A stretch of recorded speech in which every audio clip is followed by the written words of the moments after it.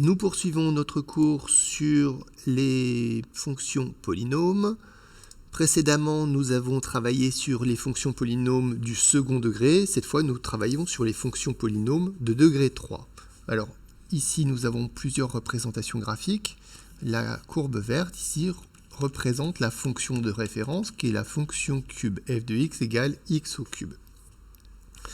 Pour la fonction qui est représentée en dessous par la courbe bleue, ici, on va remarquer que c'est la même courbe, simplement, elle est un petit peu plus bas. Donc, si vous regardez bien, elle est un petit peu plus bas de 2 unités. Ici, je peux vous montrer à 2 endroits. Je ne vais pas le faire plus pour ne pas surcharger, mais elle est bien 2 unités plus bas. Cette fonction, c'est donc, alors je vais plutôt écrire g de x. Donc g de x est égal à x au cube, auquel on a retranché 2. G de x égale x au cube moins 2. Pour la courbe suivante, ici, on a vraiment l'impression que ça ressemble à la courbe verte. Elle est un petit peu plus écrasée. Ici, il s'agit de h de x est égal à 0,5 x au cube. Alors, comment est-ce qu'on peut essayer de retrouver ce 0,5? Ce 0,5 ici, on peut le lire là. Ici, ça fait 0,5. Ici, si vous regardez ce que ça donne, ici, on a 1. Et puis, on peut regarder ce que ça donne pour le cas suivant. Donc, quand je fais ça, ici, je vais trouver 2 ici. Donc, pour ce dernier exemple, l'expression de la fonction sera k de x est égal à 2x au cube, mais on fait attention, vous voyez que la courbe a été retournée. Donc quand on lit ici, il faut bien penser à mettre un signe. Il s'agit de moins 2. Donc ici, k de x, ce sera moins 2x au cube. Donc voilà pour les connaissances qu'on peut avoir sur les courbes. On en déduit simplement une propriété qui est à connaître, c'est que quand le coefficient a, donc on parle bien de celui-ci, hein, le coefficient de x au cube est positif, donc ici a égale 1, a égale 0,5, dans ce cas-là, la fonction est strictement croissante. Et puis, quand a est négatif, donc là on a un exemple, donc elle est dans l'autre sens, elle sera donc strictement décroissante. Donc voilà pour les connaissances sur la fonction cube. Alors, on va parler un petit peu de racine cubique. Avant de noter la définition et la notation, je voudrais simplement vous rappeler ce que c'est qu'une racine carrée. La première chose à savoir faire, c'est à bien connaître les représentations graphiques des fonctions, être capable de donner l'allure de la courbe.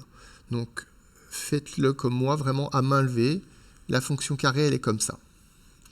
Ça, c'est, je vais noter f de x égale x carré. Et puis, je vais faire la même chose sur cette nouvelle fonction qu'on connaît maintenant, qui est la fonction cube. Donc, elle a cette tête-là, la fonction cube, à peu près comme ça. Donc, g de x égale x au cube. Alors, qu'est-ce que c'est qu'une racine carrée, ce que vous connaissez pour l'instant? Donc, vous mettez à un certain niveau, je ne sais pas, je vais me mettre au niveau 5. Allez, je vais me mettre au niveau 5. Bien, l'antécédent de 5 par la fonction carrée, c'est racine de 5. L'antécédent positif, parce que 5, lui, il a aussi un autre antécédent de l'autre côté, par symétrie, et ce nombre-là, c'est moins racine de 5. D'accord? Ça, schématiquement, c'est la définition de la notion de racine carrée. Et on va faire la même chose pour la fonction cube. On a besoin d'un moyen de résoudre des équations avec la fonction cube, de trouver des antécédents. Eh bien, par la fonction cube, l'antécédent de 5, il n'y en a qu'un, j'en ai pas de l'autre côté, hein, vous voyez, il n'y en a qu'un, et cet antécédent, ce sera racine cubique de 5. Donc on utilise le même symbole, racine, mais simplement on met un petit 3 ici, au niveau du symbole racine, pour dire qu'il s'agit d'une racine cubique et non pas d'une racine carrée. Donc voilà le principe de ce qu'on va faire. Donc on vous annonce cette définition. Pour n'importe quel réel k, alors ça peut être un réel positif ou négatif pour une racine cubique, l'équation x au cube égale k admet une unique solution, et cette solution s'appelle racine cubique de k. Elle est notée comme annoncé, vous voyez, ici j'écris racine cubique de 5, ici c'est racine cubique de k, de manière générale, et on vous fait remarquer que ce qu'on note racine cubique de k peut aussi s'écrire, voilà, il y a une erreur, on va corriger, ça peut aussi se noter k exposant 1 tiers. Donc k exposant 1 tiers. On va terminer cette partie en donnant quelques exemples. Donc si je vous demande de résoudre x au cube est égal à 8, ça revient à dire, d'après ce qu'on a écrit, que x est égal à racine cubique de 8. Donc, et ce nombre-là, il faut trouver un nombre qui, élevé au cube, donne 8. Eh bien, ce nombre-là, on le connaît. C'est-à-dire un nombre multiplié par lui-même et encore par lui-même, ça ferait 8. Ce nombre-là, c'est 2. On vérifie. 2 au cube, c'est 2 fois 2 fois 2. C'est bien 8. Donc, effectivement, la racine cubique de 8, c'est 2. Si on vous demande de résoudre x au cube égale 5, vous allez écrire x égale racine cubique de 5. Mais racine cubique de 5, ça n'est pas un nombre entier. On laissera sous cette forme-là. Vous pouvez taper dans la calculatrice va vous donner une valeur approchée.